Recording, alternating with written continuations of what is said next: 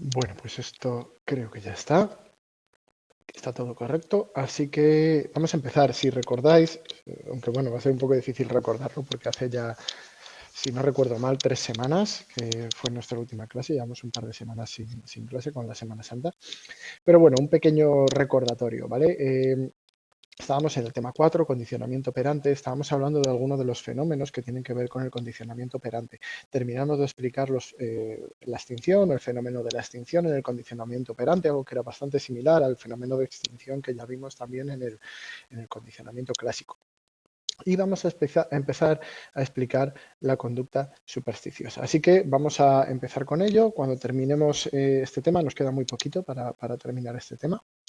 Pasamos al tema 5. Vamos a ver la primera parte del tema 5 junto con algunas cuestiones, bueno, algunas de las cuestiones también del condicionamiento operante, algo más avanzadas. Y para la siguiente semana ya empezaremos con la parte quizás más difícil del tema 5. Yo creo que junto con el tema 3, que es la parte de Rescorla-Wagner, es la parte más complicada de la asignatura, que es la parte en la que vamos a hablar de conducta de elección, que bueno, hay que entenderlo bastante bien y lo haremos ya la semana que viene porque esta semana no nos va a dar tiempo. La primera parte del tema 5 es bastante sencilla. Yo creo que nos va a dar tiempo a verlo todo hoy, esa primera parte, y la siguiente semana veremos la segunda parte del tema 5. Bueno, vamos a empezar, vamos a centrarnos. Nos quedamos en la conducta supersticiosa, una conducta que seguramente asociáis a humanos más que a animales, pero que se da realmente en ambos, porque el concepto se refiere a un tipo de conducta muy concreta. Cuando pensáis en conducta supersticiosa, seguramente estáis pensando pues, en gente que juega a la lotería o que realiza ciertas conductas para obtener algo, pero que realmente no hay ninguna relación entre la conducta que realizan y aquello que obtienen. Y si os fijáis bien en esa definición que podemos dar cada uno de nosotros sobre superstición, estamos hablando realmente de condicionamiento operante, de las relaciones que hay entre lo que se obtiene del premio o la recompensa, o bueno, el reforzador en general por una conducta, y la conducta específica o la relación causal con la conducta del sujeto. Fijaros en el experimento. Vamos a ver un experimento que lo ejemplifica bastante bien, la verdad. Tenemos una, no sé si llegamos, bueno, lo explico otra vez, no sé si lo llegamos a explicar en el otro porque veo aquí un dibujito, pero lo explico de nuevo por si acaso, como hace ya tiempo. Imaginaros que tenemos una caja de Skinner, tenemos dentro pues nuestro típico animalito, una paloma, una rata, lo que queráis, ¿vale? Y lo que vamos a hacer ahora es simplemente dejar caer una bolita de comida cada, pongamos, 15 segundos, como tenemos aquí en el ejemplo, ¿vale? Cada 15 segundos. Bueno, en esta situación, fijaros que aquí la conducta no tiene nada que ver con la recompensa. El premio va a caer igual, haga lo que haga. Es decir, no estamos en una situación de condicionamiento operante o de refuerzo positivo, porque no tienes que hacer nada para que caiga comida. Simplemente cada 15 segundos cae una bolita de comida. Pues aquí ocurre una cosa muy curiosa. En general, ya hemos hablado también de esto, los animales nunca están parados, siempre están realizando alguna conducta, igual que los humanos, nunca estamos parados del todo. Esto es tema 4, ¿vale? La parte final del tema 4. Nos queda, nada, un 15% del tema, aproximadamente. Empezamos hoy tema 5 también. Bueno, siempre estamos haciendo algo. Pues siempre va a dar la casualidad de que algo que estemos haciendo o cualquier cosa que estemos haciendo pues pueda coincidir de manera azarosa, de manera adventicia, también se puede llamar de manera azarosa, con la caída del reforzador. Si recordáis las reglas del condicionamiento operante, decían que las... Buenas tardes, viene alguien de fuera, me quito los auriculares para que me escuchen. Me seguís escuchando bien con los auriculares aquí, ¿no? No se distorsiona micro ni nada. Si hay algún problema de audio, creo que sí por los niveles. Bueno, sigo. Como visteis, en el condicionamiento operante, aquellas conductas que van seguidas de la aparición de un reforzador tienden a aumentar su probabilidad en el futuro. En este caso, lo que tenemos es una conducta que de manera azarosa ha sido... ¿Se oye entrecortado? Decidme si se oye entrecortado alguno más. ¿O se oye bien? Si no, seguimos. Puede ser también que sea de la conexión, a veces pasa. En este caso tenemos una conducta azarosa, una conducta... Bien, ¿no? Vale. Tenemos una conducta azarosa, una conducta que por casualidad ha dado o ha coincidido en el tiempo con la caída de un reforzador, de una bolita de comida. ¿Qué pasa con esa conducta? Pues según las reglas del condicionamiento operante, esa conducta será más probable en el futuro. Así que cuando volvamos a tirar otra bolita de comida cada 15 segundos, la probabilidad de que pille a la paloma, al animal, al organismo que sea, haciendo exactamente lo mismo, será cada vez mayor. Así que el mero hecho de la coincidencia entre la conducta, sea cual sea, puede ser aletear, puede ser moverse, puede ser cualquier cosa, sentarse, picotear, el mero hecho de esa coincidencia entre la conducta y el reforzador hace que en el futuro sea más probable que coincidan. Y como se hace más probable que coincidan, también se hace más probable que sea reforzada de manera azarosa, y eso hace que cada vez sea más probable la conducta. Al final lo que tenemos es que ha aparecido una conducta que no ha sido reforzada en ningún momento simplemente por azar. Eso es lo que denominamos conducta supersticiosa. En los humanos ocurre exactamente lo mismo. Los humanos se comportan, de manera supersticiosa en bastantes situaciones. Por ejemplo, habréis visto, bueno, incluso vosotros también tendréis seguro alguna conducta supersticiosa. Por ejemplo, alguno de vosotros que estéis aquí en clase o en internet, seguro que habéis ido a algún examen con algún tipo de amuleto. ¿Por qué? Normalmente porque una vez que llevasteis ese amuleto o que dio la casualidad de que lo teníais, os salió bien el examen. La conducta, de manera azarosa, resultó recompensada y aumentó su probabilidad en el futuro. Poco a poco, con el tiempo, se fue instaurando, aumentando cada vez más su probabilidad y al final terminó en una conducta establecida sin que haya una relación causal entre el buen resultado, es decir, el reforzador, y la conducta específica. Esa es la explicación, esta es la explicación que daba Skinner a la conducta supersticiosa. Sin embargo, hay otros autores que han dado explicaciones un poquito distintas, o más bien, que han añadido, no vamos a ver el vídeo porque es simplemente un vídeo que explica más o menos lo que acabo de decir. Yo lo podéis ver en las diapositivas o lo podéis ver en YouTube, pero no tiene mucho interés. Luego veremos algunos, luego sí que quiero poneros algunos interesantes. Bueno, continúo. Esta era la explicación de Skinner, pero otros autores han ampliado un poquito lo que está ocurriendo en este tipo de situaciones.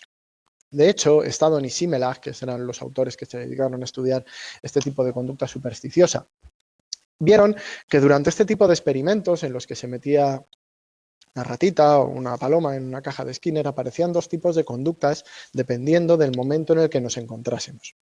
Las llamaron conductas de interín y conductas terminales. Las conductas de interín eran las conductas que ocurrían cuando estaban en mitad del intervalo de reforzamiento. Recordad que en estos experimentos cae un reforzador cada 20 segundos. No tiene nada que ver con la conducta, simplemente van cayendo bolitas de comida. Pues en este tipo de experimentos, en mitad del intervalo, cuando no había una probabilidad de reforzamiento alta, es decir, cuando estamos, por ejemplo, a los 5 o 6 segundos después de que haya caído un reforzador, hasta los 20 no va a caer otro, ocurrían un tipo de conductas que ellos llamaban de interín. Y cuando se acercaba el final del intervalo de reforzamiento, ocurrían otro tipo de conductas que se llamaban conductas terminales. Y todos los patrones de conducta en los organismos eran muy similares, siempre eran similares.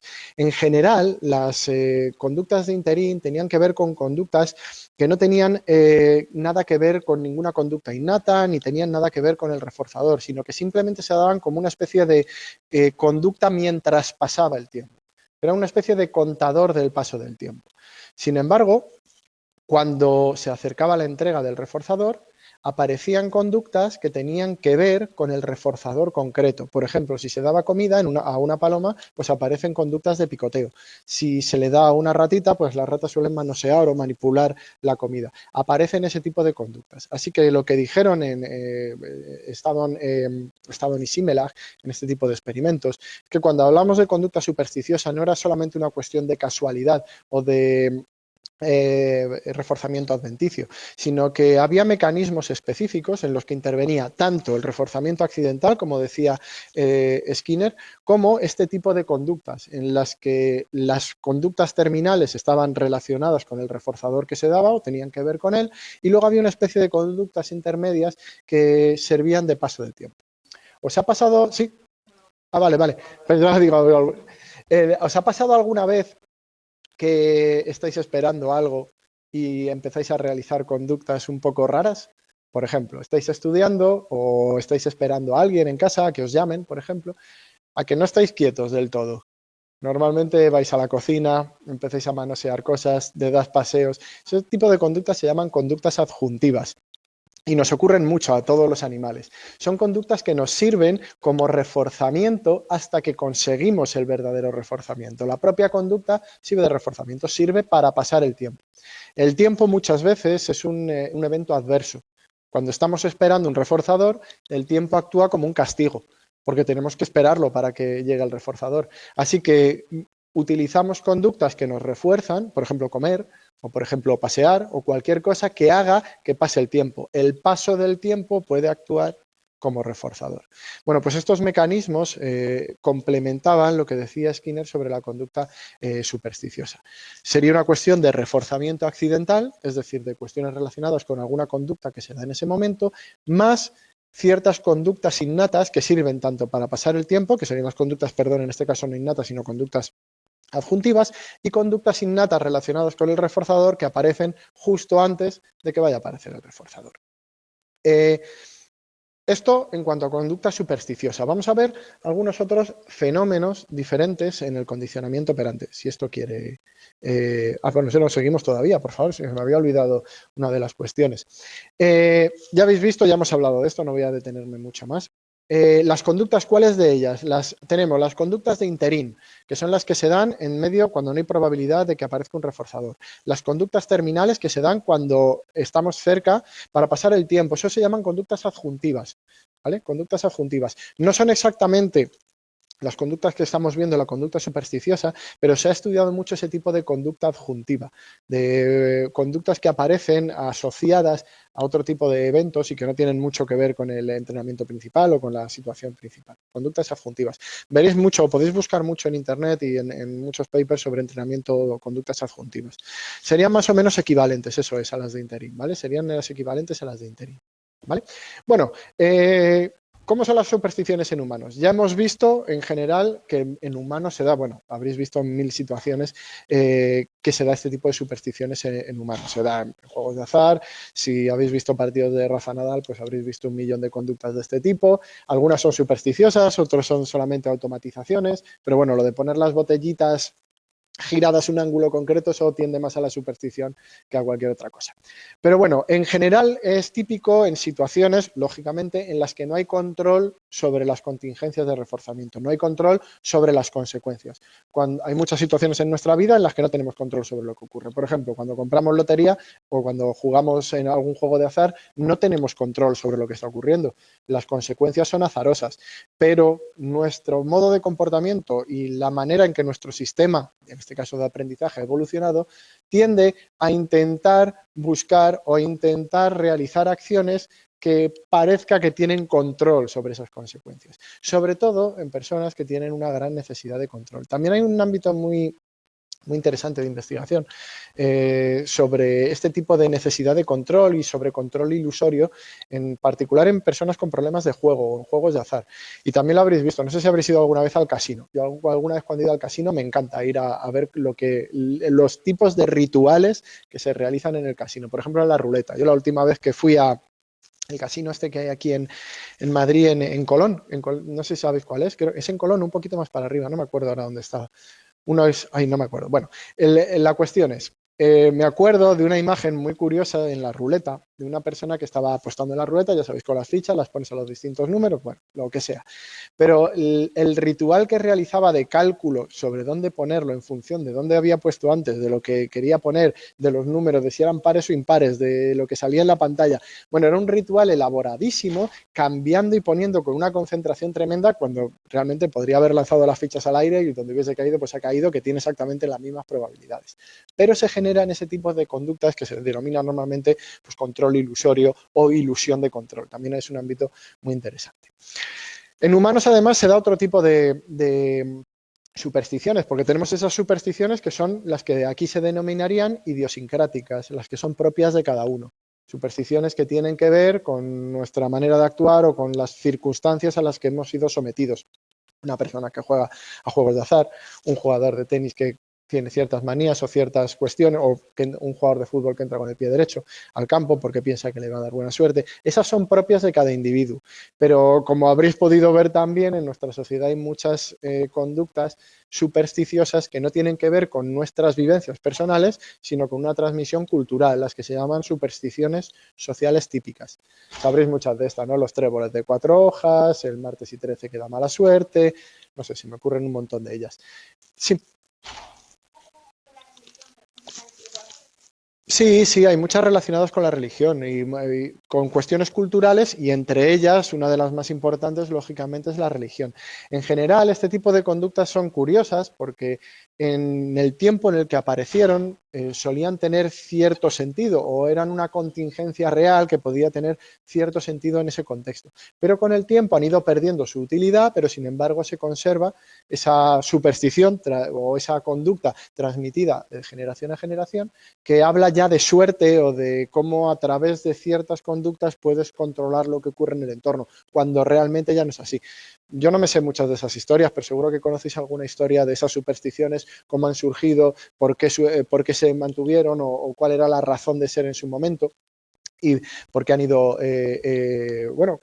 prolongándose en el tiempo y pasando pues, a través de las distintas generaciones. Llevar mascarilla en el parque. Sí, esa será lo mismo. Fijaros, en este momento, a lo mejor hay alguna de este tipo de conductas que quedan para dentro de cientos de años. Y a lo mejor ciertas conductas como el llevar mascarilla, que ahora es útil, dentro de unos años deja de serlo, pero hay ciertas supersticiones asociadas con ello. Cuando se pierda memoria de lo que hemos pasado durante este año, quizás dentro de muchísimos años pueda ocurrir. Puede ser el inicio de la generación de una nueva superstición en el futuro. Podría ocurrir. Bueno, seguimos, siguiente, la deriva instintiva.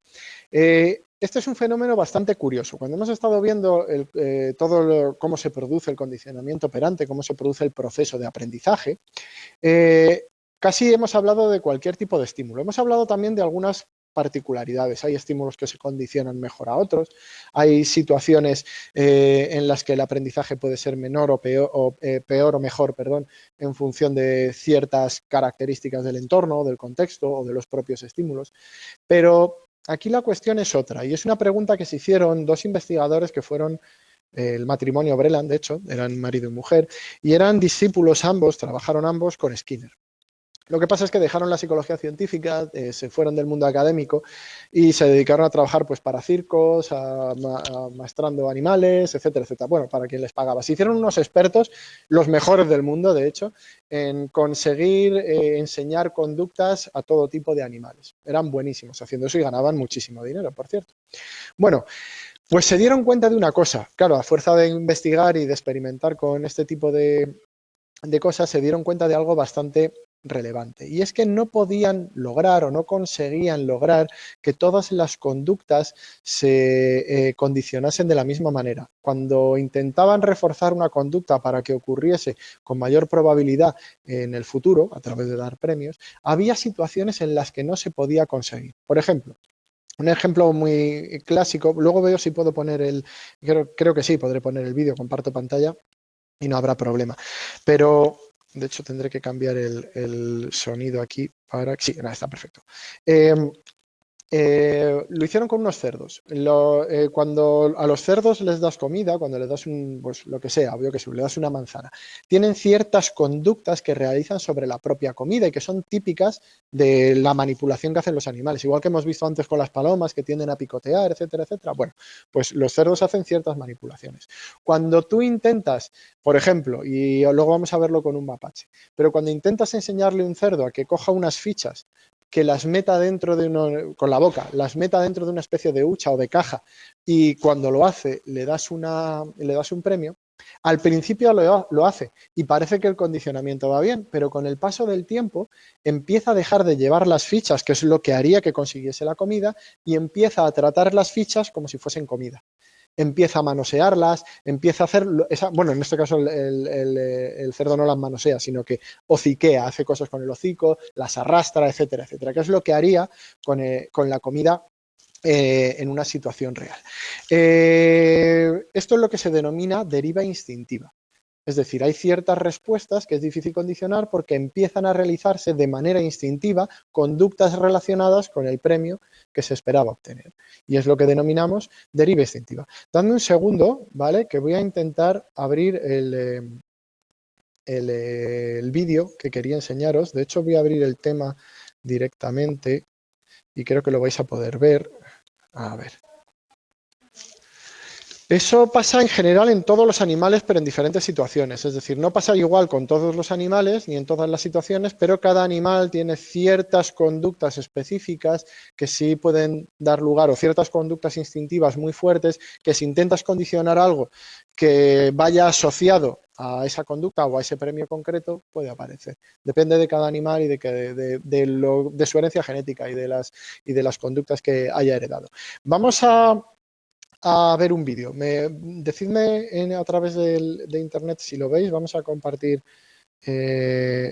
una ventana, esta en particular. ¿Veis la ventana, verdad? ¿Veis el tema ahora? ¿Veis algo distinto? Vamos a ver el vídeo. Sí, lo veis, vale, perfecto. Pues vamos a ver, si no me he equivocado, vais a ver a un mapache haciendo exactamente esto. Vamos a verlo en pantalla completa. Oiréis el audio a través de mis auriculares, me imagino. Si se escucha, vamos a ver. Vaya, no se escucha el audio. Vamos a ver. Ah, sí, mira, aquí lo tengo. Vale. Bueno, ¿en qué consiste esto? Hay una cajita en medio con una ranura y veis que hay unas fichas, ¿vale? Hay un mapache al que le están enseñando a meter las fichas para conseguir comida. Si coge las fichas, las mete dentro de la caja y consigue comida. Más sencillo no puede ser el procedimiento. Muy rico, por cierto, el mapache, muy gracioso. Al principio la cosa va bien. Lo coge, lo mete, obtiene comida.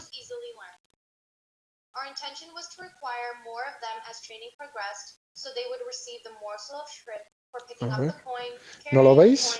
¿Me han dicho que no lo ven?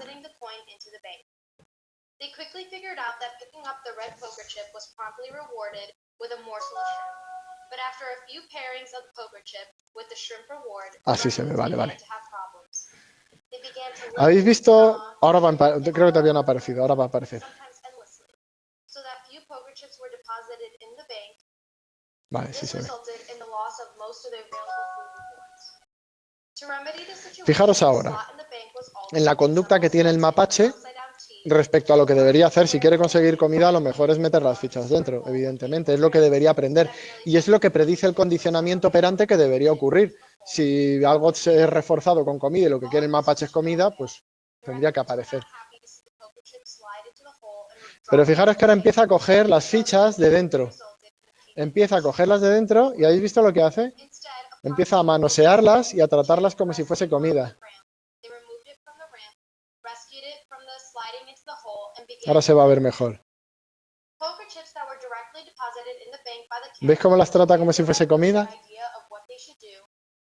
En vez de llevarlas. Eso es lo que se denomina deriva instintiva. Su instinto respecto a la comida es ese tipo de manipulación. Es la conducta típica que se realiza con la comida. Y su instinto es más fuerte que el condicionamiento, en este caso, que la capacidad de condicionar la respuesta. Y al final termina asociando, como es lógico, las fichas con la comida y realizando la conducta asociada a la comida con las fichas. Es graciosísimo, sigue siendo gracioso. Yo le daría el premio directamente para hacer eso, porque es graciosísimo. Pero, curiosamente, reduce mucho la cantidad de comida que obtiene, cuando de la otra manera obtendría muchísimo más. Bueno, lo dejamos aquí. Espera, que voy a dejar... vale, ya está todo. Lo habéis visto, ¿no? En internet, lo habéis visto bien. Vale, perfecto. Bueno, pues eso es la deriva instintiva. Sencillamente una tendencia a seguir las conductas heredadas instintivas cuando se está en un programa de reforzamiento. Y que hace muy difícil condicionar ciertas respuestas. Este fue además una investigación muy famosa del matrimonio Breland, por las implicaciones que tiene sobre la generalidad del aprendizaje y sobre las conductas que se pueden aprender de esta manera. Vamos a ver otro fenómeno, el contraste conductual. En el contraste conductual estamos hablando de cambios en el reforzador. Y cómo los reforzadores, también hemos hablado algo de esto, no tienen tanto un valor por sí mismos, sino que su valor es comparativo, de acuerdo a la experiencia que tengan las personas con un reforzador.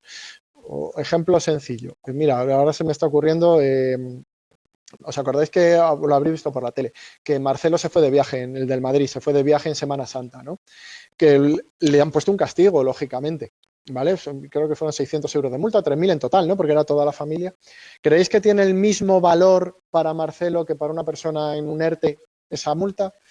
Seguramente no, ¿verdad? No tiene el mismo valor. El reforzador no, en este caso el castigo es exactamente el mismo en cuanto a cantidad, pero el valor como castigo, no el castigo en sí mismo o el estímulo en sí mismo, sino el valor que tiene, depende de las circunstancias y de la experiencia pasada de ese sujeto en particular. Por eso los reforzadores no dependen tanto de lo que son, sino de cómo son interpretados. Vamos a ver un ejemplo, el ejemplo de contraste conductual. Imaginaros, vamos a poner dos ejemplos. Vamos a verlo primero lo vamos a ver a la vez realmente, con animalitos, con ratitas y con humanos, porque esto en los humanos pues nos pasa bastante. Además tiene un fenómeno bastante curioso, o es un fenómeno bastante curioso, porque cuando le llamamos contraste conductual, es que es un fenómeno que ocurre por encima de lo que esperaríamos. Ahora vamos a ver lo que esperamos y vamos a ver lo que se obtiene. Imaginaros que tenemos, por cierto, aquí me he equivocado, ¿vale? Esto era Crespi, ¿a qué te refieres? No sé si se refiere al autor. Si te refieres al autor, no me acuerdo ahora mismo, ¿vale? El autor del experimento, pero puede ser que sea Crespi. Pero no recuerdo ahora mismo, no tengo el libro delante, puede ser. Si no, os lo digo luego cuando mire el libro. Crespi, vale, perfecto. Como veis, yo tampoco me acuerdo muchas veces de todos los autores. Bueno, tenemos 4 grupos. Por cierto, me he equivocado aquí al poner los grupos. Esto es grupo C, ¿vale? Es una rata. Esto pasa por cortar y pegar, como sabéis, ¿vale? Grupo C y grupo D. Tenemos 4 grupos. Y cada grupo va a estar sometido a 2 fases de condicionamiento. Ya sabéis, se realiza una conducta, se obtiene una recompensa. En este caso, imaginaros la conducta más sencilla, que es presionar una palanca para una rata, ¿vale?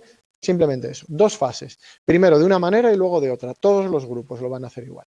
Pero la cantidad de comida que van a obtener en cada fase va a diferenciarse en cada uno de los grupos. Para unos va a aumentar, para otros va a disminuir y para otros se va a quedar exactamente igual, ¿vale?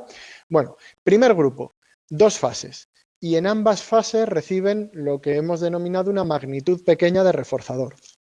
Dicho de otra manera, cada vez que pulsan la palanca obtienen 2 bolitas de comida, tanto en la fase 1 como en la fase 2. Están en su caja de Skinner, pulsan la palanca, caen 2 bolitas de comida. Fase 1. Dejamos pasar un tiempo, pasamos a la fase 2, que es volver a meterlas en la misma caja de Skinner, pulsan la palanca y vuelven a caer 2 bolitas de comida. ¿Qué esperáis respecto a la conducta de las ratas? Es decir, bueno, en la fase 1 respecto a la fase 2. ¿Qué creéis? ¿Que pulsarán igual la palanca en la fase 2 que en la fase 1? ¿Pulsarán más veces en la fase 2 que en la fase 1? ¿Menos veces en la fase 2 que en la fase 1? ¿Qué creeréis que ocurrirá? Las dos obtienen el mismo reforzador, están en el mismo sitio. ¿El qué? ¿Por qué? Vale, vamos a imaginarnos que ya han aprendido, ¿vale? Que tanto en la fase 1 como en la fase 2 estamos en asíntota de aprendizaje. Ya están enseñadas, ¿vale? Los primeros ensayos hasta que aprenden no lo contamos. Evidentemente es verdad que en la primera fase tienen que aprender, pero si nos imaginamos que ya han aprendido en las 2 fases, ¿en cuál pulsarán más veces o más rápido? ¿O con más intensidad? Son los mismos premios.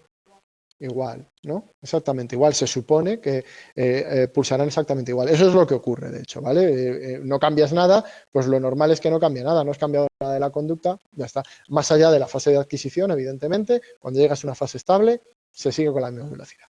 Vamos con el grupo B. El grupo B hace lo mismo, pero en la primera fase, cada vez que pulsa la palanca, recibe 2 bolitas, y en la siguiente fase, cada vez que pulsa la palanca, recibe 22 bolitas de comida. ¿Vale? ¿En qué fase creéis que las ratitas pulsarán más la palanca? ¿En la primera o en la segunda? ¿En? Segunda. En la primera reciben menos. Imaginaros esto, chicos. Imaginaros que vais a una máquina de refrescos, ¿vale? Y vosotros echáis 1 euro y queda una lata de Coca-Cola. Y en la segunda fase echáis 1 euro y os caen 32 latas de Coca-Cola. ¿Dónde pulsáis con más intensidad y con R pequeña, rata pequeña? No, R pequeña es recompensa pequeña. Las ratas son del mismo tamaño todas. Bueno, imaginaros eso, ¿vale? Es la misma situación. Las ratas están pulsando palancas para obtener comida, pero cuando vais a una máquina de refresco estáis haciendo lo mismo que la rata en la caja de Skinner. Cuando os dan en la fase 2, por supuesto, pulsan más porque obtienen más comida, ya ves tú, con más ganas le das porque obtienen mucha más comida.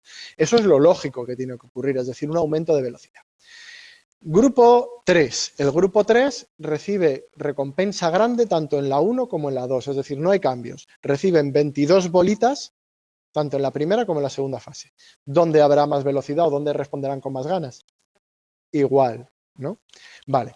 Y el grupo 4 tiene un cambio a la inversa. Empieza recibiendo un premio muy grande, pero en la segunda fase el premio se vuelve pequeño. Es decir, en la primera fase cada pulsación 22 bolitas, en la segunda cada pulsación 2 bolitas. ¿Qué pasará con ese grupo en la segunda fase? ¿Dónde creéis que responderán más rápido? En la primera y luego disminuirá la velocidad. Si hacemos una especie de, vamos a intentarlo, de gráfico, otra cosa que tenemos o que podemos suponer y que suele ocurrir es ¿qué grupo creéis de entre el grupo A, que siempre recibe recompensa pequeña, y el grupo C, que siempre consigue recompensa grande? ¿Cuál de los dos grupos creéis que responderá más y con más ganas? El C, ¿verdad? Recibe una recompensa mayor, lo mismo. Si uno de vosotros vais a una máquina de refresco que os da 1 por cada euro y otro os da 30 refrescos por cada euro, seguramente el que esté en la máquina de 30 pues responderá con más ganas, irá con más ganas. Luego podemos suponer que la velocidad o la tasa de respuesta será mayor en el grupo C, ¿no? Que además se mantendrá estable, porque siempre tiene lo mismo, siempre tiene la misma respuesta, así que se mantiene estable. Sin embargo, el grupo A, que también se mantiene estable porque no cambia, se mantiene igual, ¿no? Aquí abajo, pero con menos tasa de respuesta. Ahora vamos a ver qué pasa con el grupo B y el grupo D. El grupo B hemos dicho que responderá más rápido en la fase 2. Luego, lo normal, fijaros que además una cosa curiosa, el grupo B recibe al principio lo mismo que el grupo A y al final lo mismo que el grupo C, ¿no? ¿Sería lógico pensar que empezarían pulsando igual que los de A y en la segunda fase subirían hasta C? Sería lo normal, ¿no? ¿Qué ocurriría?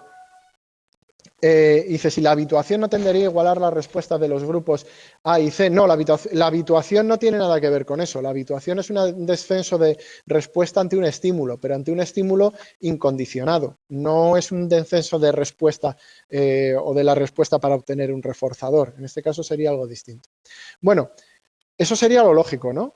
Al principio responden, lo normal es que los que reciben la misma recompensa al principio respondan igual y si luego reciben la misma que otro grupo que recibe más grande, pues igual que ellos. Pues no ocurre eso. Lo que ocurre es que empiezan a responder más y empiezan a responder por encima de lo que se esperaría. Es decir, por encima de lo que está respondiendo el grupo que tiene la mayor tasa de respuesta. Esto es lo que se llama contraste conductual. Cuando hay un cambio en la recompensa, pasas de recibir una respuesta más pequeña a una respuesta mayor, tu nivel de ejecución es mayor de lo esperado dada la magnitud de ese reforzador. Porque estás acostumbrado o tu perspectiva, tu experiencia es de un reforzador pequeño. Lo que obtienes es un reforzador mayor y actúas por encima de los que han recibido ese reforzador mayor desde el principio. Vamos, sí, efectivamente, esto tiene que ver con la motivación. Muchos lo habréis visto ya en motivación y sabréis de lo que estamos hablando.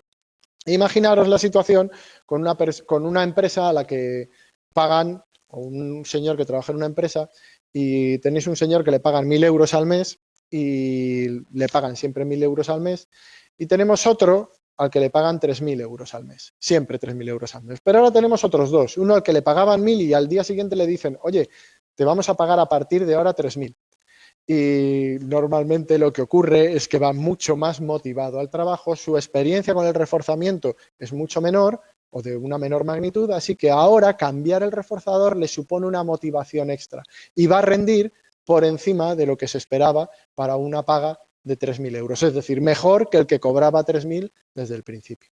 Lo mismo ocurre al revés, con el grupo que pasa a una recompensa pequeña, que rinden por debajo de lo esperado. Cosas importantes. Este contraste, tanto positivo como negativo, es acotado en el tiempo. Solo dura un tiempo. Después se vuelven a los niveles normales. Es decir, hay un efecto motivacional, se responde más de lo esperado de acuerdo a la magnitud del reforzador, pero ese efecto solo dura un tiempo. Y por supuesto, y sobre todo en humanos, aunque también en el resto de animales, los estados emocionales, afectivos y otras variables del entorno influyen mucho en cómo se da este contraste conductual.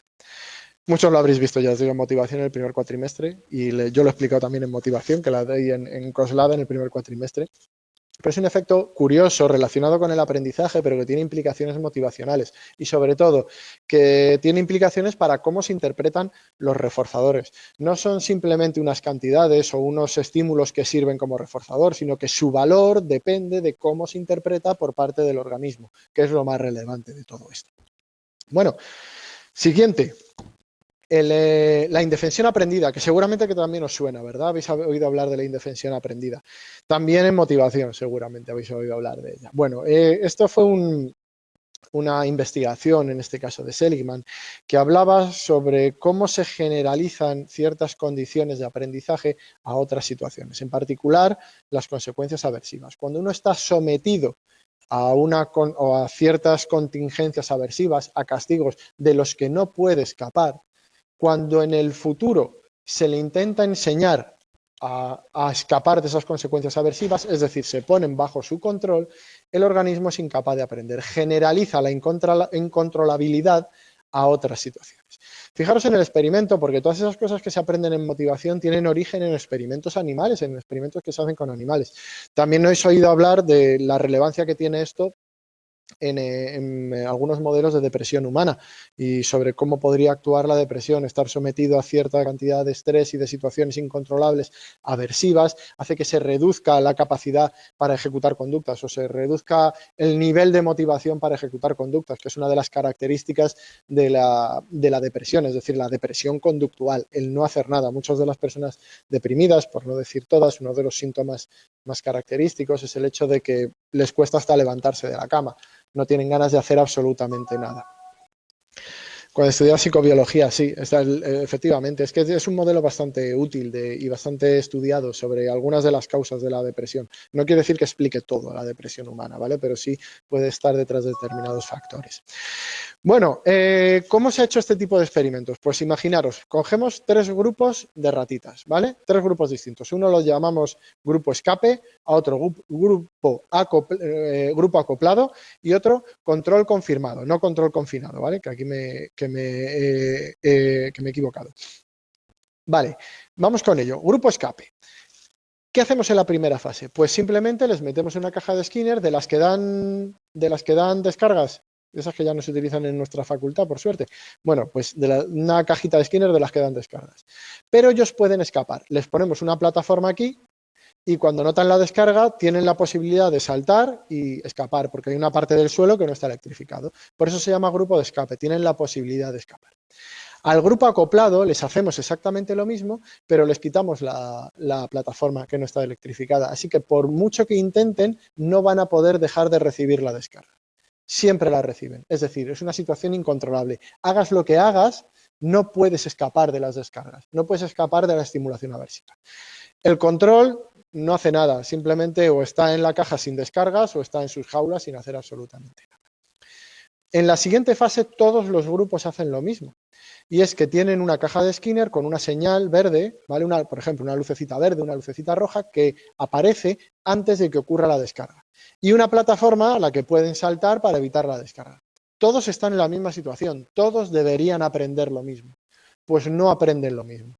El grupo acoplado, el grupo que ha recibido descargas incontrolables antes, no es capaz de aprender esa asociación o tardan muchísimo más en aprender.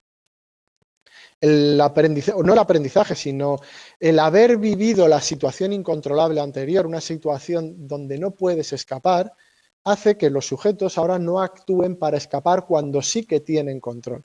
Habréis visto muchos animales en los circos, por ejemplo, que están atados con una cuerdecita o que están en un sitio del que podrían escapar fácilmente y sin embargo no hacen absolutamente nada. Os podéis imaginar por qué ocurre eso, ¿no? Y cómo se hacen esas cosas en los circos. A base de estímulos incontrolables, es decir, de castigos de los que no pueden escapar y de situaciones de las que no se pueden librar, los animales aprenden que eso se generaliza a todas las situaciones. Y cuando tienen oportunidad de controlar esas situaciones o de aprender, no aprenden y se vuelven dóciles y mansos. Deprimen su conducta y dejan de actuar. El elefante atado a un clavo, por ejemplo, hay una imagen muy famosa de un elefante atado a una especie de clavo pequeñito que podría arrancar como quisiera.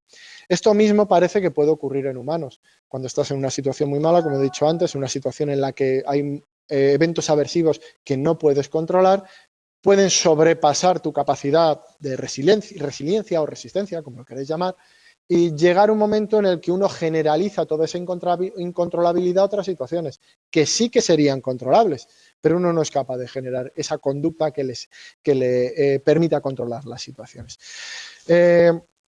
Sí, creo que es control confirmado, pero no estoy seguro si en el libro aparecía ahí. ¿Lo tenéis el libro alguno por ahí delante? Es que no sé si me he equivocado yo aquí en una errata o no me he equivocado. Creo que sí, pero no me acuerdo si lo tenéis. ¿Cómo se llama el tercer grupo del Seligman? Está bien, ¿no? Confinado, vale, entonces no me he equivocado. Pensaba que era control confirmado, que me he equivocado. Es control confinado porque se les confina. Sí, vale, perfecto. Pensaba que me había equivocado yo aquí. Nada, ya está, listo. Pensaba que tenía yo una errata, pero no. Está bien. Por último fenómeno. Una cosa de la que hemos hablado a lo largo de varios temas. ¿Cómo afecta la demora de los reforzadores a cómo se aprende? Ya sabéis que cuanta mayor demora del reforzador, más difícil es aprender una contingencia específica. O también dicho de otra manera, si le pulsas al botón de las Coca-Colas y la Coca-Cola cae a los 3 días, pues seguramente te cueste bastante aprender que esa máquina da Coca-Cola. Lo que aprendes es que la máquina está rota. La demora afecta mucho a la recompensa, pero también tenemos otras situaciones en las que tenemos recompensas muy demoradas y que, sin embargo, aprendemos las conductas asociadas a la obtención de esa recompensa. Vuelvo a pensar otra vez en el trabajo. Seguramente los que trabajéis o si trabajáis todos, no recibís una paga todos los días, ni cada día que vais al trabajo, ni cada momento que estéis trabajando. Cobráis a final de mes. Aquí en España por lo menos normalmente es a final de mes, en otros sitios es cada semana, pero bueno, normalmente es así. ¿Por qué mantenemos esas conductas con reforzadores tan demorados? ¿Qué hacen que seamos capaces de asociar? Ya no hablo solo de humanos, también de animales que tienen menos memoria y menos capacidad de representación que los humanos. ¿Qué hace que esas conductas, o esos premios demorados sean capaces de asociarse a conductas concretas? Bueno, pues hay una explicación tentativa que es lo que se denomina el procedimiento de marcado.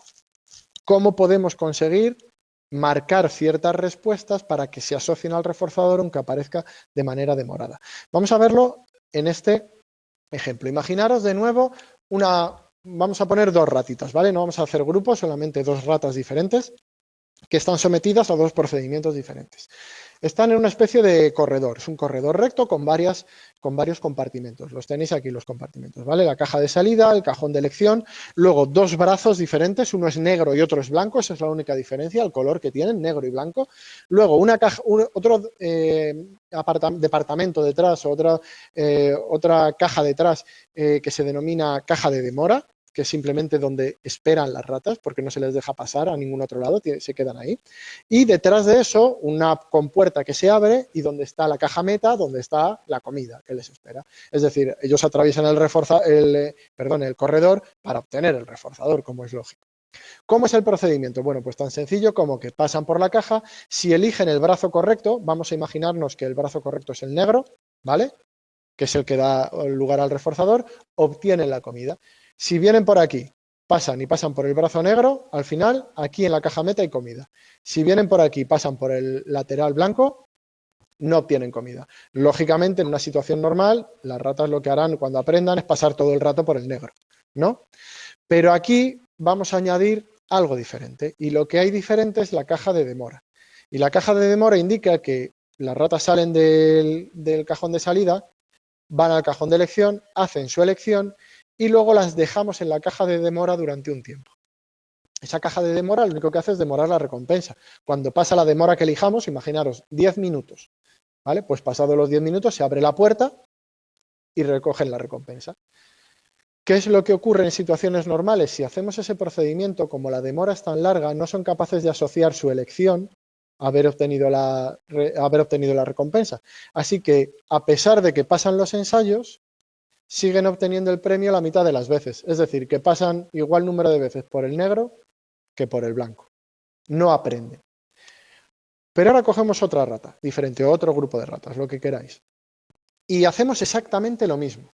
Pero ahora, cuando realizan su elección, es decir, cuando pasan por el cajón negro o por el cajón blanco, cualquiera de ellos, sea cual sea, el experimentador coge a la rata y la pone en el cajón de demora.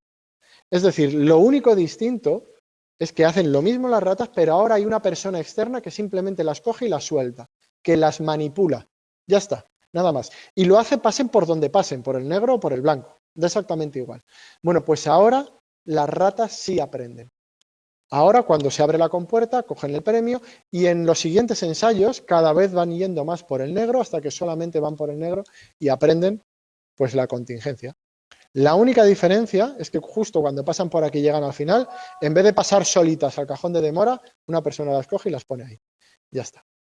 La hipótesis de por qué ocurre esto, porque uno podría pensar, claro, es que claro, si pasas por un lado y las coge cuando pasa por el negro, entonces se asocia al reforzador, pero es que no las coge cuando pasa por el negro, las coge cuando pasa por las dos, tanto por el negro como el blanco.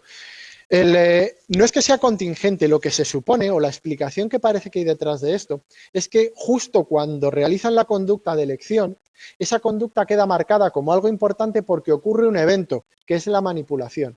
Al manipularlas, al ocurrir un evento externo, esa conducta queda grabada como algo importante, se almacena mejor en la memoria y entonces puede asociarse a la recompensa que ocurre más tarde. Por eso se llama marcado. Lo que se está marcando es la conducta de elección. Estamos poniendo un estímulo o incluyendo un estímulo, que en este caso sería la manipulación, pero podría ser cualquier otro, que marca la conducta relevante para obtener el reforzador. No, no es por la emoción, porque no tendría por qué provocar ninguna emoción. De hecho, se puede provocar el marcado sin que el estímulo relevante que marque la conducta sea emocional. Por ejemplo, si cuando van a pasar a la caja de demora se enciende una luz verde aquí, cuando pasan por cualquiera de las dos, ¿vale? Se enciende siempre una luz verde, también puede funcionar y sería un marcado, porque lo que estamos marcando es la conducta. Estamos diciéndole a la rata, cuando elige, cuando está entre los dos corredores y elige, le estamos diciendo a la rata que esa conducta es importante y que lo será en el futuro. Es una manera de retener esa conducta en la memoria como relevante para el reforzador. Si no la retenemos en la memoria como relevante, porque para la rata en principio pasar por uno o por otro es algo irrelevante, no le presta atención a esa conducta. Pero si la marcamos como algo relevante y le presta atención, la puede mantener en la memoria y asociarla al reforzador. Si no la mantenemos en memoria, pensad que en 10 minutos de caja de demora pueden ocurrir muchas cosas. ¿Cómo sabe la rata que está asociada a la recompensa? Si es a la elección que ha hecho antes, si es a que se ha rascado con la pata izquierda, Dios sabe a qué está asociada esa conducta. Pero si marcamos una conducta relevante y la mantenemos en la memoria gracias al proceso atencional de marcar esa conducta, puede asociarla, porque la considera relevante, al reforzador que aparece después. ¿Puede relacionarlo? Pues difícilmente. A ver, vamos a ver qué se me ocurre online. En este caso sería difícil porque la conducta humana está asociada a muchas características. Nosotros iríamos todos los días al trabajo y en este caso sería diferente porque para la conducta de ir al trabajo lo que tendríamos que hacer es no ir al trabajo. Y deberíamos marcar esa respuesta. Vamos a ver si se me ocurre algo. Yo creo que lo más normal sería, si vamos al trabajo, recibimos un marcado porque tenemos otros compañeros y un contexto que nos indican que la conducta de ir al trabajo es relevante. Sin embargo, el contrato podría ser el marcador. Yo creo que sería algo diferente. Fíjate, ahí tenemos una serie de contextos que nos marca esa conducta como relevante para luego recibir el reforzador. Si no vamos al trabajo, sin avisar y sin decir nada, ¿qué suele ocurrir? Que no, directamente no, normalmente antes hay te llaman, ¿no? Empiezas a tener otros estímulos que marcan que esa conducta es relevante. Es decir, que luego al final del periodo, tanto la conducta de ir al trabajo como la que no se ha marcado, es decir, le hemos prestado atención porque en ambos casos han sucedido eventos relevantes alrededor. Y eso hace que la asociemos al sueldo. Por supuesto, cuando estamos hablando de conductas humanas, esto que os acabo de explicar no explica por qué vamos al trabajo. Sería un apartado específico, una de las situaciones, que sería el marcado. Pero el marcado en humanos es mucho más complejo, entre otras cosas porque nosotros nos podemos representar la realidad, entre otras cosas porque nosotros hemos hablado con nuestro contratador y ya nos ha marcado con un contrato, como decís aquí, y nos ha marcado también diciéndonos los horarios, etcétera, etcétera, etcétera, y tenemos una representación de lo que debemos hacer para conseguirlo. ¿Vale? Cuando hablamos de conductas humanas siempre son mucho más complejas, pero una de las razones por las que se pueden marcar las conductas sería una cuestión, en este caso, atencional. Relacionar una conducta concreta con la obtención de un reforzador y que así se pueda asociar, aunque haya mucha demora. ¿Vale? Creo que... No, nos queda la devaluación del reforzador. Último fenómeno. Fenómeno muy sencillo. De hecho, hemos visto algo bastante similar en algunos temas. ¿En qué consiste esto? Consiste en las condiciones previas, sí, eso es, efectivamente. Bueno, ¿en qué consiste esto? Consiste en asociar un reforzador a un estímulo de signo contrario para que pierda valor. De nuevo es un ejemplo de lo que hemos visto antes sobre cómo los reforzadores dependen de la historia previa del organismo. No tienen un valor per se, sino que van a depender de qué ha ocurrido con ese organismo.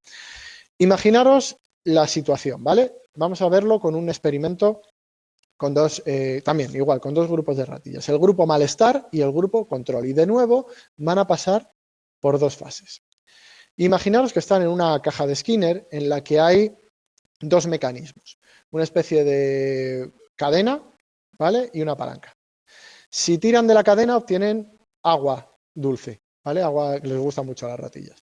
Y si pulsan la palanca obtienen comida. ¿Qué hacemos? Pues diseñamos esto para que les guste tanto el agua como la comida. Es decir, que si dejamos a la rata en la caja de Skinner sin ningún tipo de restricción, vemos que le dedica tanto tiempo a pulsar la palanca como a tirar de la cadena. Eso quiere decir que los dos reforzadores le gustan igual. Si estás tanto tiempo en uno como en otro, eso es conducta de igualación, quiere decir que los dos reforzadores valen lo mismo. Imaginaros que estamos en esa situación. Vale, pues ahora vamos a la fase 2.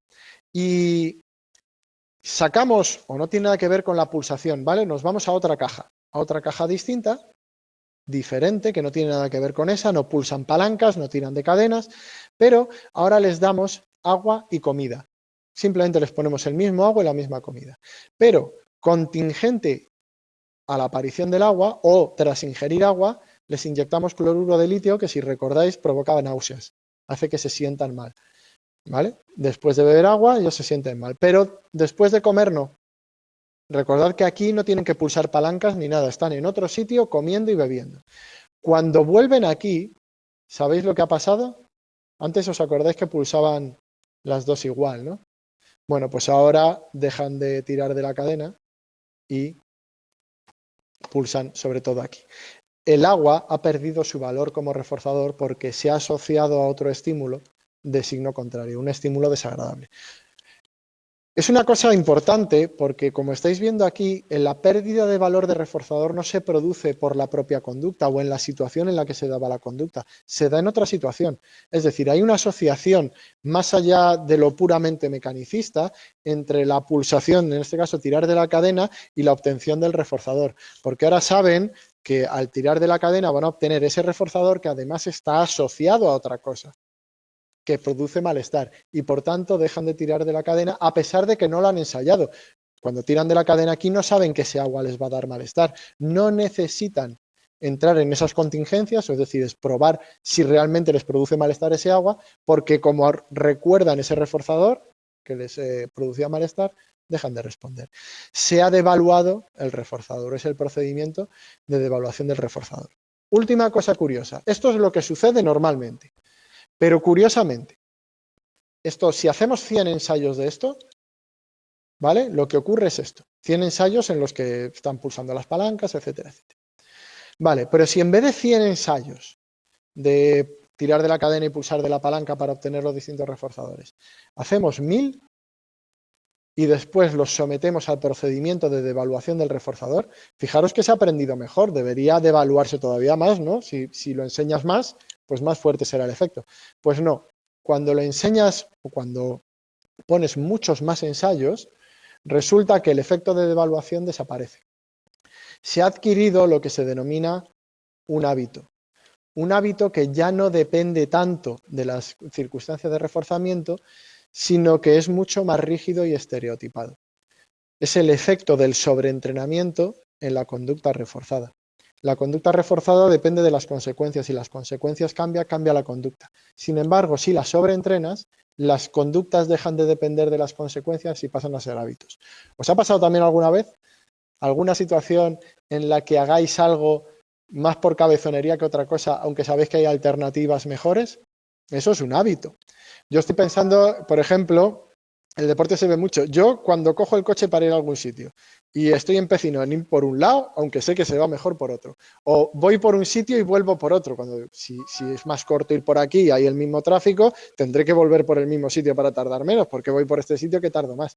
Y seguramente si os ha pasado alguna vez y os lo han dicho, diréis, es que es la costumbre, ¿verdad? Pues eso es exactamente un hábito. Eso es una conducta que no está regulada por sus consecuencias. Si estuviese regulada por el reforzador, iríais por el sitio más corto o en otro tipo de conductas. Pero ya no está regulada por los reforzadores, está regulada por otras características, en este caso por el sobreentrenamiento. Es una conducta más rígida. También se ocurre mucho, por ejemplo, con drogas que dejan de tener efectos beneficiosos, el valor del reforzador va disminuyendo y sin embargo la conducta se mantiene. Una de las cosas, ¿vale? Una de las cosas que lo mantiene, en este caso, es ese sobreentrenamiento de la conducta y el hábito, por ejemplo, de fumar, de otro tipo de drogas. Ese tipo de conductas no son tan sensibles a las contingencias. Terminamos aquí y empezamos con el tema 5, con algunas cuestiones. Vamos a hablar también sobre condicionamiento operante, pero unas cuestiones algo más avanzadas, sobre todo, como os he dicho antes, en la segunda mitad del tema. En la segunda mitad del tema hablaremos de conducta de igualación, que para mí, quizás para cada uno es un mundo, lógicamente, las partes más complicadas o menos, pero para mí, junto con el modelo de Rescorrell-Wagner, quizás es la parte conceptualmente más compleja de la asignatura. Así que esa parte la vamos a dejar para la semana que viene. Esta semana vamos a ver la primera parte, que ya veréis que es bastante sencilla, en la que vamos a hablar de los programas de reforzamiento. Las teorías y los programas de igualación los dejaremos para más adelante, pero los programas básicos de reforzamiento los vamos a ver en esta clase. Pues vamos con ello. ¿En qué consiste un programa de reforzamiento? Hasta ahora lo que hemos visto sobre reforzamiento es algo bastante básico, una situación en la que tú realizas una conducta y obtienes un reforzador. Pero como podréis fijar, en la mayoría de situaciones reales eso no ocurre así. La mayoría de las veces, solamente algunas veces de las que realizas una conducta obtienes un reforzador. Ya hemos hablado antes del ejemplo del trabajo. Realizas la conducta todos los días, pero el reforzador se obtiene pues al cabo de cierto número de conductas. Pero también ocurren otras situaciones en las que realizas conductas, pero solo algunas son reforzadas. Por ejemplo, también al estudiar. No se refuerzan todas las conductas de estudio. El reforzamiento lo obtienes al final de un intervalo y solamente a veces. Esa es la situación más usual para el reforzamiento. Y por tanto, la mayoría de los programas que se utilicen van a seguir ese patrón, lo que se denomina un reforzamiento intermitente o parcial. Y las formas que tendremos de administrar ese reforzamiento intermitente o parcial, las reglas o las condiciones que nos pongamos, es lo que llamaremos programas básicos de reforzamiento. Curiosamente, este tipo de programas produce un aprendizaje más duradero y son más resistentes a la extinción.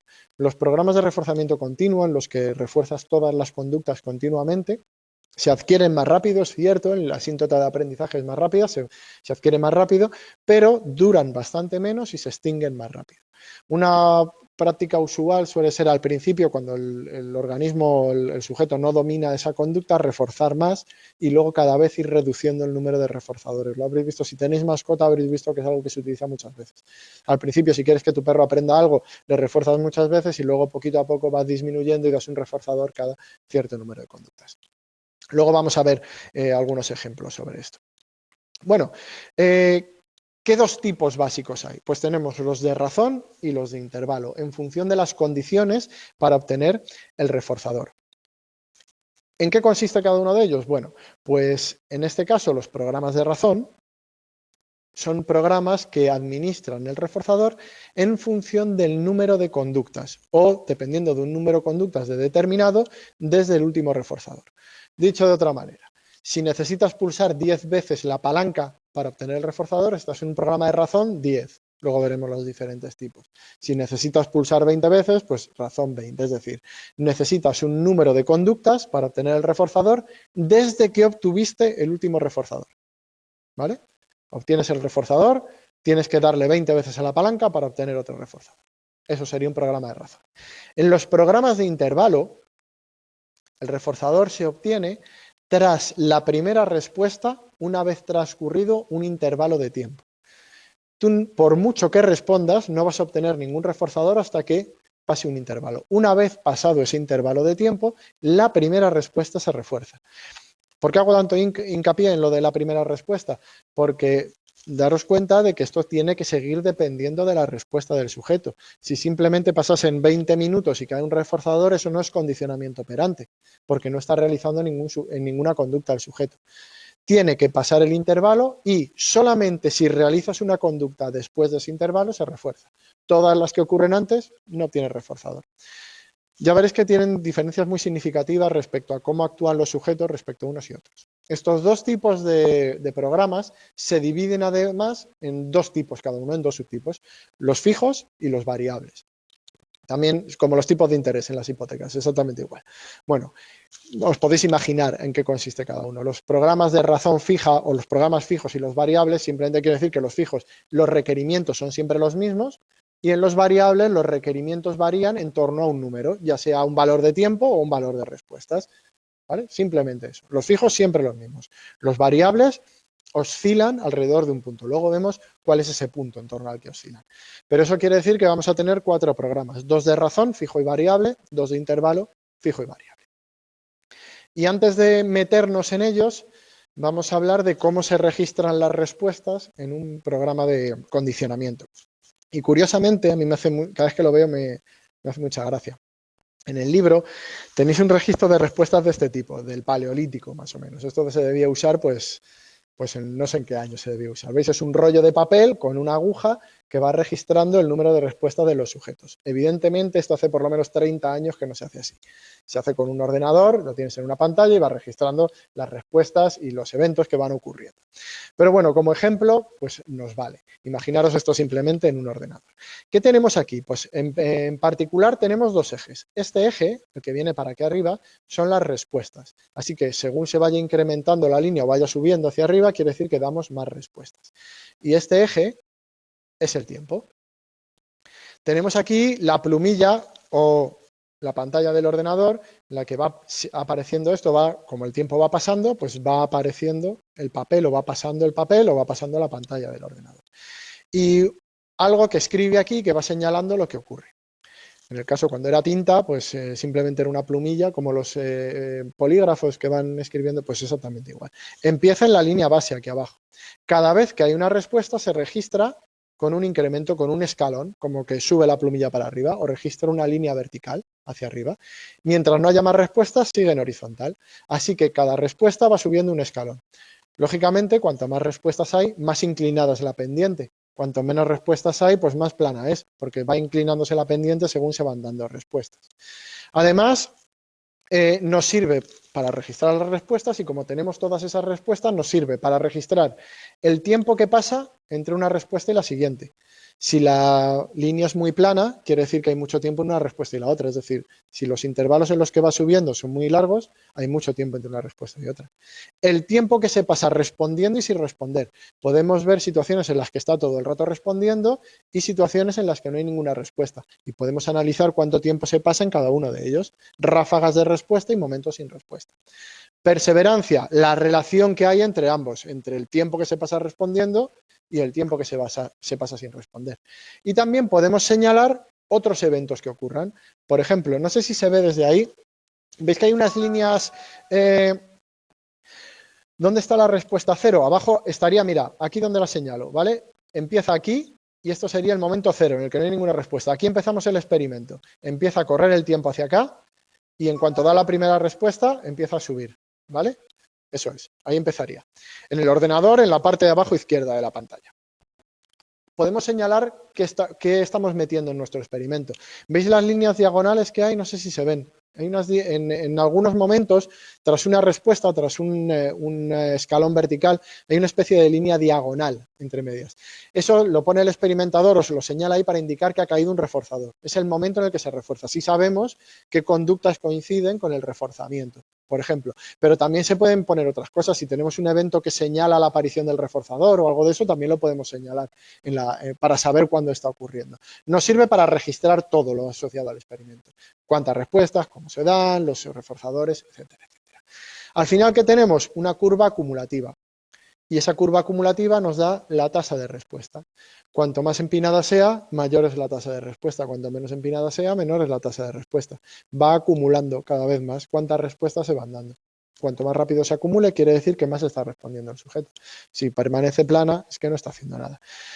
Nos va a servir eso para interpretar lo que vamos a ver ahora, o los programas que vamos a ver ahora. Vamos a empezar a ver cada uno de esos programas y empezamos con el de razón fija.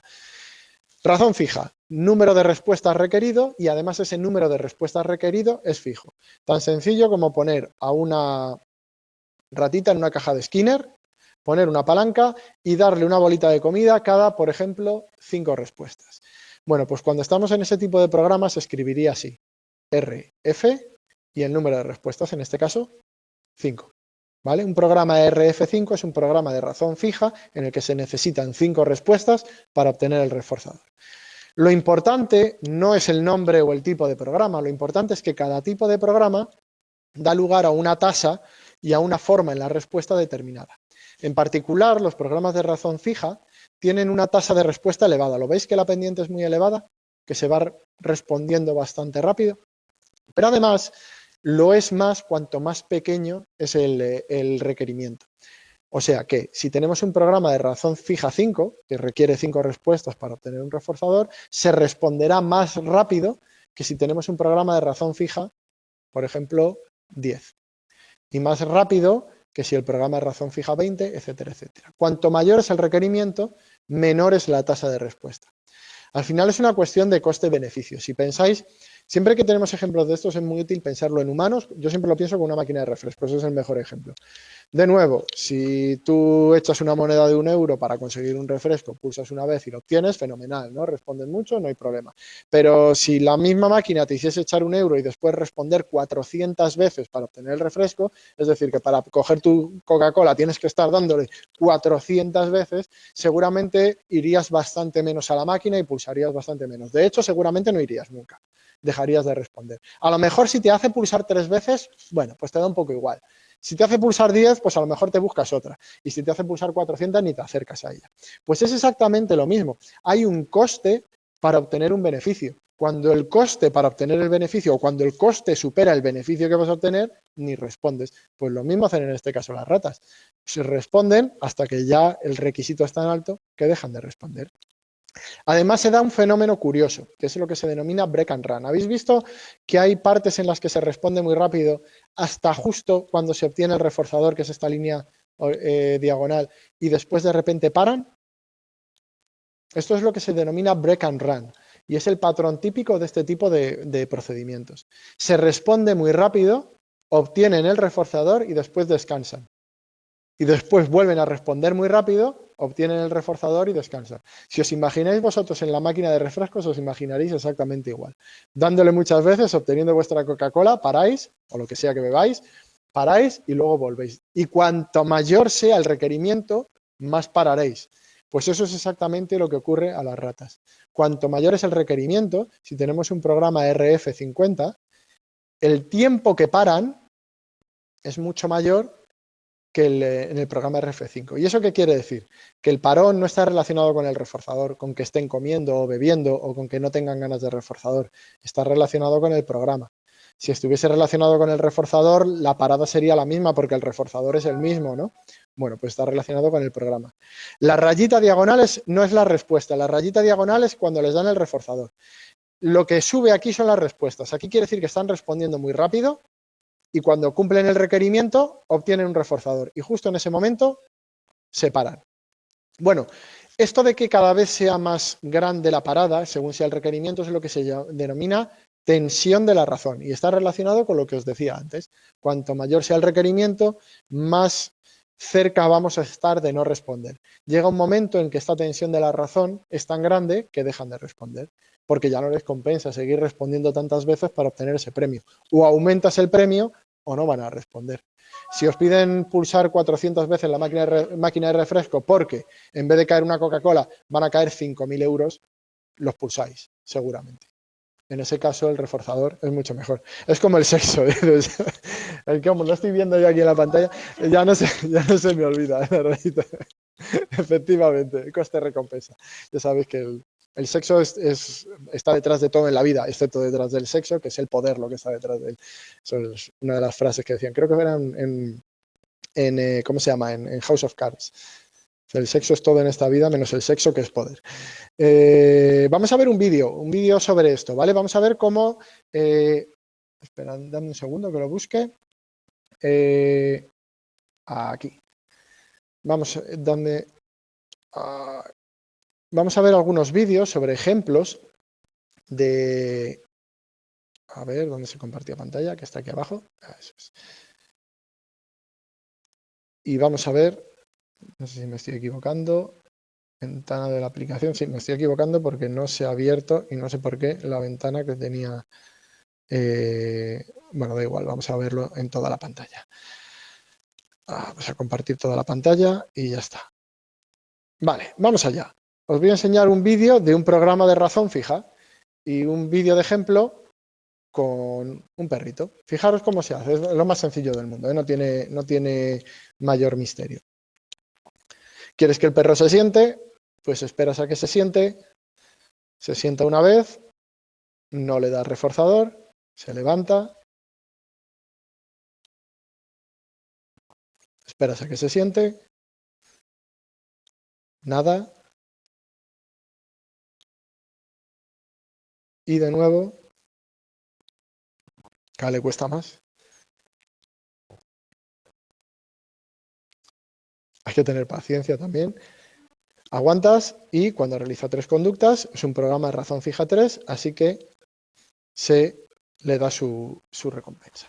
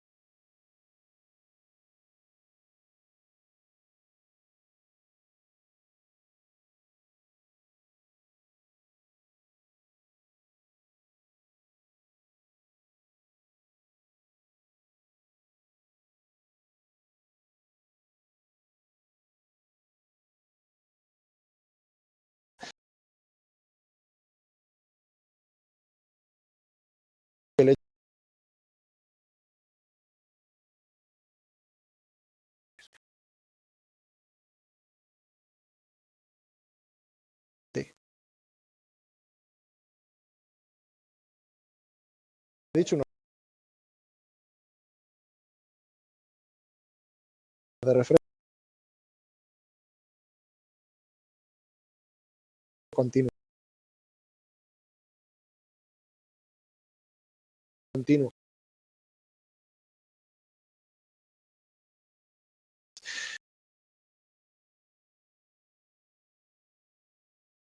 Pero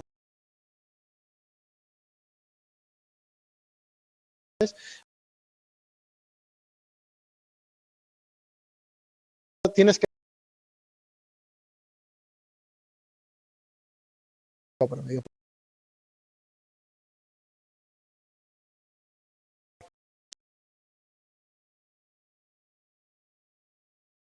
respuestas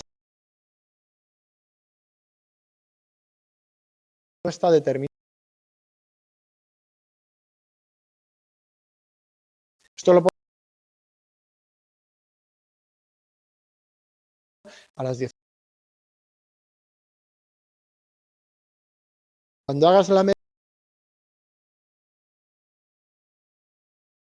que siempre, en primer lugar, en este no paran de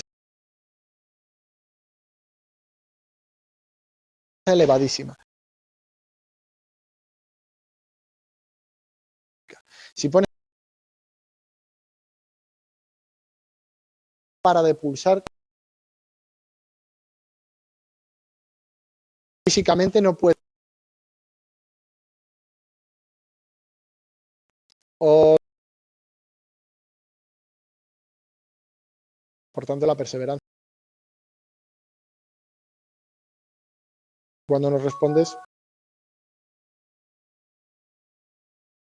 donde, claro, efectivamente,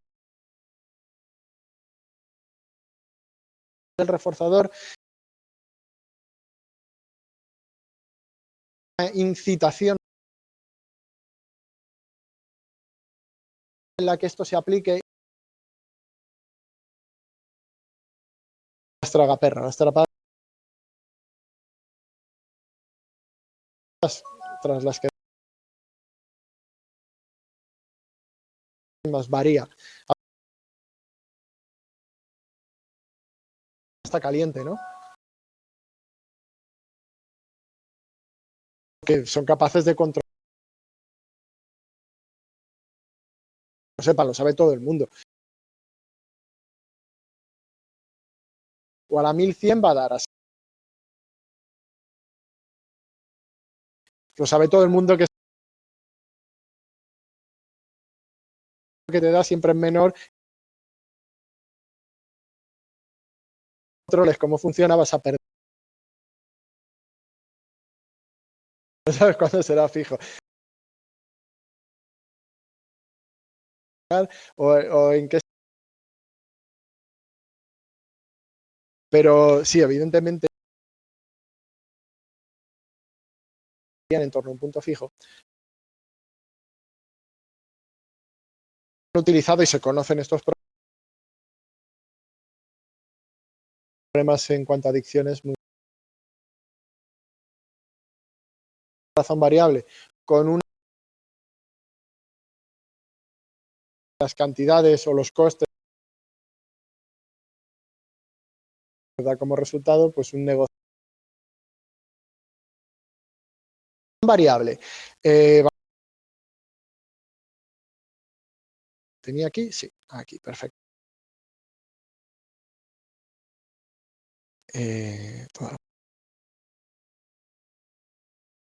A ver. Tienes que realizar una media de 2 perritos. Y ahora lo que pues a veces es una, a veces es ya sí le da. 2 y ahora una. Y ahora puedes esperar. Lo interesante, lo vamos a fijar a largo plazo, que se llama la velocidad a la que no hace paradas intermedias, de una manera mucho más rápida. No se ve, son mucho menores. Así que si queréis, es lo mejor que se puede. Lo puede acabar loco, pero ¿y cuánto nos quedan? Lo dejamos aquí, que además tiene un patrón de lo que veremos la semana que viene. Hay como unas paradas tras reforzar. Una vez que obtienes el reforzador, luego se vuelve a iniciar. La diferencia entre el intervalo va a estar en la forma de esa parada. ¿Qué consiste? Bueno, pues en que se respuesta tras un intervalo determinado. Por ejemplo, 5, estamos hablando, quiere decir que por mucho que tú respondas antes, si no respondes después de los 5 minutos, tras los 5 minutos, es el tiempo que pasa desde el intervalo. La primera respuesta, 5 minutos, reforzador, es la siguiente, que es reforzar. Esto después de haber obtenido el reforzador. En lugar, los programas de intervalo dan se responde menos con los programas de intervalo. ¿Por qué con los de razón se responde más? En los programas de razón o el número de control.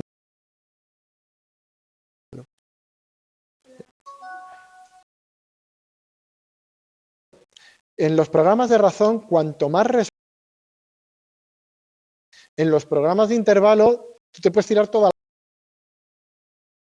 el mismo número. Es decir, la rata que está pulsando sin parar cada 5 minutos y el resto está sentada, obtienen el mismo número de razón. La rata que más rápido pulsa obtiene, lo decís aquí, con la tasa de respuesta. Hay una relación directa. En este caso, no la hay. Así que las respuestas son más bajas en los programas de intervalo. Y se da, hay una pausa, una vez que obtienen el reforzador, hacen una conducta. Han obtenido el reforzador y hay una pausa. Pero aquí, el programa de razón, que de repente empiezan a responder muy rápido, reforzador, aquí empiezan a aumentar gradualmente. ¿Imagináis por qué? ¿Y os habéis visto en alguna situación similar? Aumentando las respuestas según se acerca al final del intervalo. Estás contando el tiempo y tú sabes que en algún momento va a caer, pero no. Cuanto más tiempo pase, más fácil es que caiga el reforzador, hasta que al final cae. Ese es el mejor ejemplo del mundo, pero me acuerdo ahora mismo de una situación muy esperando para comprar entradas para un concierto de Bon Jovi hace de la pandemia. Y se acababan enseguida y estaba antes de que allí con la página, dándole al refresco. Y empezaban a las 9 de la mañana. Cuando se iba, ese es el intervalo, el final o el principio del intervalo, cuando 9 de la mañana. Y yo antes de las 9 de la mañana, pues le daba cada media. Pero según se iban acercando y quedaba menos tiempo, yo cada vez iba porque el paso del tiempo hacía que estuviese más cerca. Estaba siguiendo un programa de intervalo fijo, en el que el intervalo cesaba. Cuando haces un examen y te aceleras al final, también puede ocurrir, se está un castigo en vez de un reforzamiento. Bueno, chicos, lo dejamos aquí, ¿vale? Que acabe. Ese patrón típico de pausa y aceleración progresiva festoneado, a lo mejor lo habéis escuchado alguna vez, recibe un nombre característico que es un cambio sistemático o una aceleración sistemática de la respuesta, y ocurre, como hemos dicho, porque hay una discriminación son capaces de discriminar el paso del tiempo y saben cuándo se acerca al final. Saben que en ese caso, cuanto más respondan, más fácil será obtener antes. ¿Vale? Terminamos aquí, nos vemos la semana que viene. Intentamos, ¿no? El tema 5.